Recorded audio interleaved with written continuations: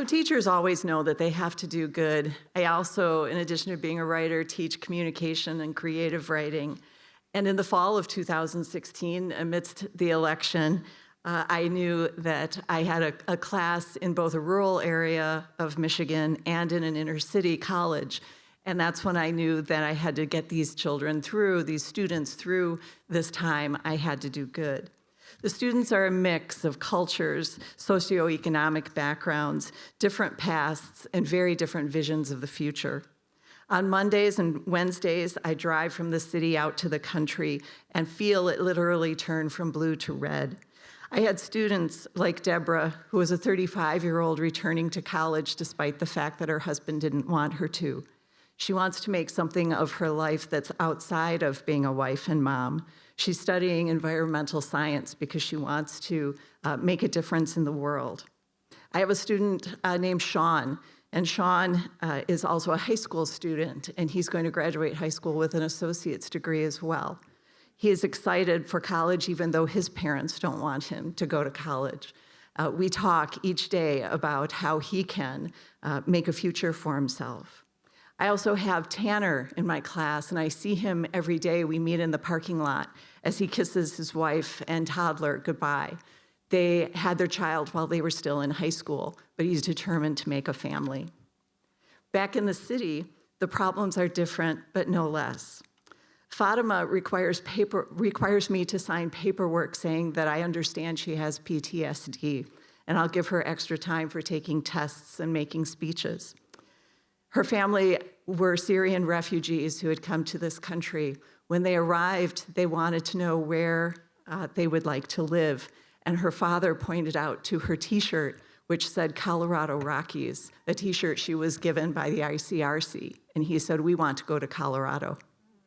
So they lived there for 3 years and then moved back to Detroit where there is a large Middle Eastern population. She talked to us about that students had to bring an artifact and tell us what it means about themselves, and she brought that T-shirt with her and talked about that experience. William was a young man from the Detroit suburbs. Detroit is one of the most segregated areas in the country, and it was a victim of white flight in the 60s and 70s. And so William's family had been in Detroit but settled in these outer suburbs. So he is one of the kind of white working class young men. And I saw in many conversations the class literally divide itself in many ways, but quite often along lines of gender, of male and female.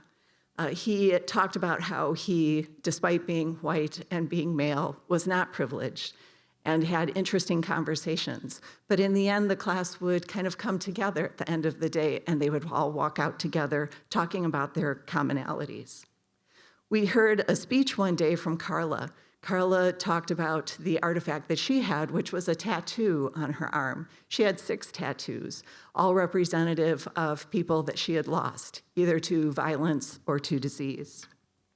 Each week, I would drive back and forth from city to country, and I would look at the divisions, I would look at the students and their differences, but also their similarities, their opportunities, what they saw for their futures.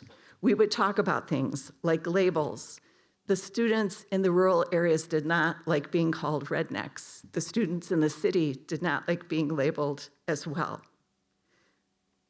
Sean talked about how his mother saw herself as a feminist, which his father did not like, but he was very proud of her being an engineer at a plant and the work that she had done.